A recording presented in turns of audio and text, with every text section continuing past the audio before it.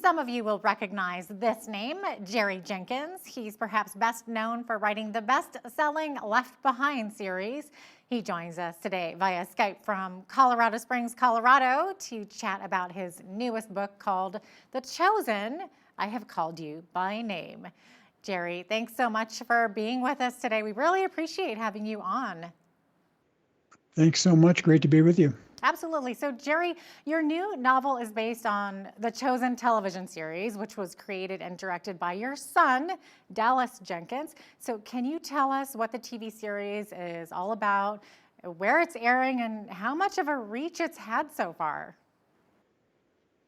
Yeah, it's really become a phenomenon. Dallas wanted to do a TV series so that he could really develop characters, but the story is the people that Jesus chose to surround himself with. And so the first season, I'm writing a novel for each season, and they're planning 7 seasons. The first season covers Matthew, Simon Peter, Mary Magdalene, and Nicodemus. And basically, Dallas is saying, all the other movies and films and things like that have covered the story of Jesus, set these people up as saints that are almost impossible to identify with. And he's saying Jesus is perfect, but he was also 100% human. And so he portrays Jesus as a person who is funny and interactive and accessible, and then especially the people he surrounds himself with are just like us. They're people with flaws and sins and weaknesses, and we can really identify with them. So that's what the series is about, and it just exploded. I mean, once they crowdfunded it, which he was kind of discouraged about. He didn't think they would get too much crowdfunding, and within a few months of the pilot being on the internet, they raised over $10 million for the first season alone. It costs about $10 million a season to shoot. And so they've raised that for the second season as well. And they're almost finished shooting the second season. It's been seen by 90 million people in every country of the world in 80 languages. And it's just exploded. I mean, it's all over the internet. And it's so easy to get it as far as where it's airing. All you need is the Chosen app on your phone, and you can shoot it to your smart TV, and it's free. They just ask people to, if they send money if they want to, or buy some of the merchandise, because that allows people all over the world to see it. And people have done that in spades. It's just been a really great phenomenon. You got to love technology today, huh? that it can reach so many more. It's amazing. It really is. So I find that absolutely fascinating that you guys funded it, or that your son funded it through crowdsourcing, I guess, crowdfunding, right? And you were saying about $10 million for that first season. So is this a model that's going to be used again down the road for future seasons, do you think? It is. That's how they're doing it, and it's a model that's going to be used by a lot of other people too, because it's the highest crowd-funded media event in history, Christian or secular. I think the second place one was about half that, and it was some general market movie. But it's just worked great. And ironically, I think the COVID thing with keeping everybody indoors and needing stuff to watch and see and do actually helped the Chosen spread even faster. I'm sure you're absolutely right about that. I know I've been binging a lot more TV lately, which, guilty pleasure, right? So you mentioned it's being aired now, like all around the world. So is it Christians that are watching, or is it like non-Christians? Is it just everybody? And is it changing lives? Yeah, I think basically the bottom line is that it's mostly a Christian audience that supports it and understands what it is, but it's so big now that people are recommending it to friends, and because it's the kind of media event that's not embarrassing. So often we watch Christian movies and we go, well, for a Christian movie it was okay, or everything was so formal and King James English that you wouldn't show it to your friends. But this really has appeal to it, and you don't have to be embarrassed to show it. And they are hearing from a lot of people who say, I had no idea what this story was, and I love it and want to see more. Yeah, for sure. So with your book, The Chosen, is this basically the television series in written form, or are there some differences? There are some differences. In one sense, it is this show in written form because one of my pet peeves with novels based on movies and TV series is that when you read a scene that you saw on the screen, it's somehow different.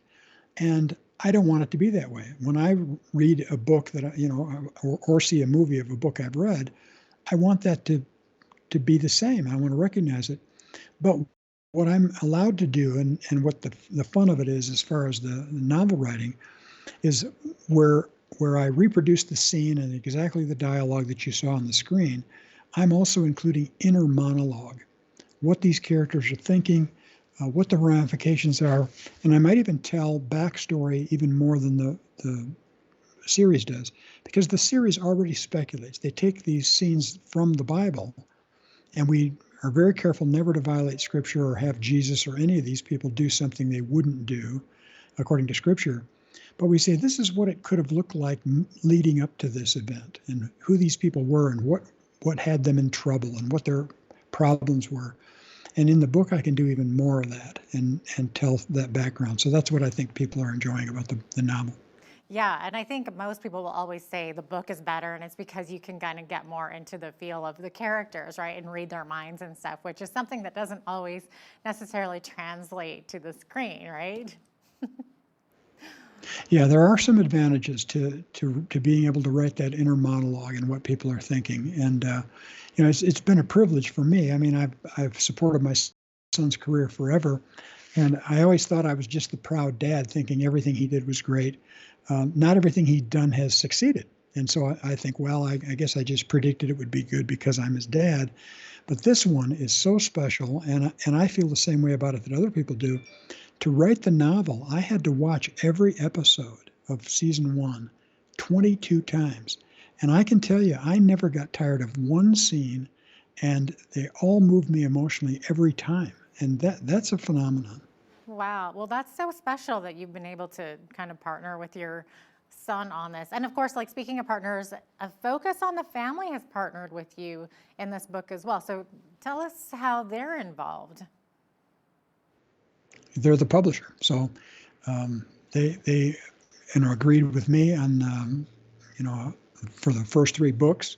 And they have a publishing partner too called Broad Street. It's, they do the editorial work, and Broad Street does the actual printing and distributing. So that's how we're all involved in this together. And it's great to have Focus on the Family as a publishing partner for sure. Now, Jerry, you've written close to 200 books, including 21 New York Times bestsellers. I understand that you actually published your first book at the age of 14. So what kind of memories do you have about that? Yeah, I do remember my very first book. It was about a young man. I was 23 and he was, or 23 when I interviewed him, and 24 when the book came out. And he's a couple of years older than I was. And he was just a guy that followed whatever God told him to do. He would witness to anybody or preach on the streets, and now he preaches internationally. And he and I are both in our 70s now. I'm still on his board. He's still my spiritual hero, and it's been a great relationship all this time. That's amazing. Now, I'm very sure that there are aspiring writers, young and old alike. So they would love to hear some advice from you as to how to get their books published. So what can you tell them? Well, I teach writers online. I have about 2,000 writers, students online. And if they just look me up at jerryjenkins.com, we have features that we offer every month. And basically, people have to realize they have to allow themselves to be bad at writing at first. I hear from a lot of students who have been told they have a way with words, and maybe they do. But they send me their stuff, and when I edit it and they see, all the changes, they say, "Oh, I thought I was going to be discovered, not that I have to learn." If you allow yourself, we were bad when we learned to walk, or when we learned to ride a bike, or when we learned to bake a cake. Allow yourself to be bad and learn, and don't expect to be great at this at the beginning, and we'll get you to where you need to be. Well, that's really good advice. And probably most people hit a wall at some point and end up giving up, right? So discouragement sets in, naysayers are all abound. So what kinds of things help to keep you going when you hit those walls? Yeah, I think you do need to have a mindset that how badly do you want this? When you get rejected or you get criticized or something like that, if that makes you give up, you're not cut out for this. It's a tough gig. And I always tell people, they say, somebody asked me one time, when did you know you loved writing? And I said, loving writing is not quite what I call it, because writing is grueling. I love being a writer. I love being known as a writer. I love having written. I love having books published. But the writing itself, it's sort of like asking a marathon runner at the 20-mile mark, don't you just love running? You might get a response that you didn't expect. It's grueling. It's hard. So writing done well is going to be a hard chore. And if it comes easy to you, you may not be doing it right.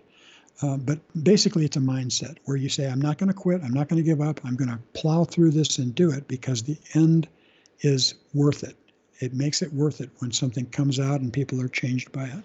So now, Jerry, when you look at the overall Christian movie and television industry, what do you think needs to happen to bring it to a place of better quality and content to be able to influence non-believers more effectively? Yeah, I don't want this to sound arrogant, but in a way, I'm saying I wish they would watch what Dallas has done with The Chosen, because he had the same criticisms of the marketplace and how Christians have been doing in it that everybody else does, where they have to say, for a Christian movie, it's okay, or these characters are a little too perfect for my taste, and that type of thing. If they watch how he has simply made the characters real and strives to continue to do that, there's a lot of creativity out there and a lot of young people that know the difference.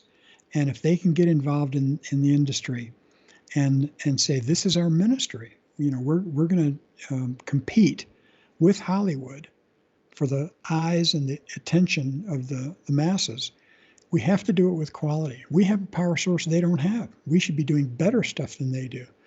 Right now, they're the best in the world at what they do. We need to strive for that.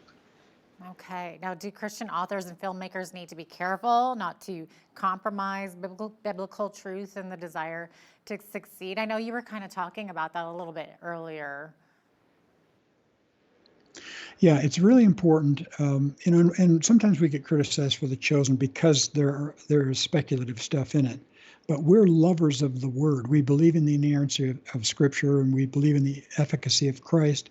And so we're not going to have him do something he wouldn't do from a biblical standpoint. We're not going to have him going into outer space or going to a country that there's no record that he went there. When he says something, it's going to be consistent with Scripture. And when we get to a scene that's actually from the Bible, it's going to be exactly the way that was rendered in the Bible. But it's speculating. It's saying, how might this have happened? What would lead up to this? And we just want to revere the Scripture, and that's the important thing. Make sure that you're staying true to the Scripture itself. Thank you so much. Looks like we're almost out of time here, but we really appreciate you being with us today, Jerry. Jerry Jenkins is the author of The Chosen. I have called you by name.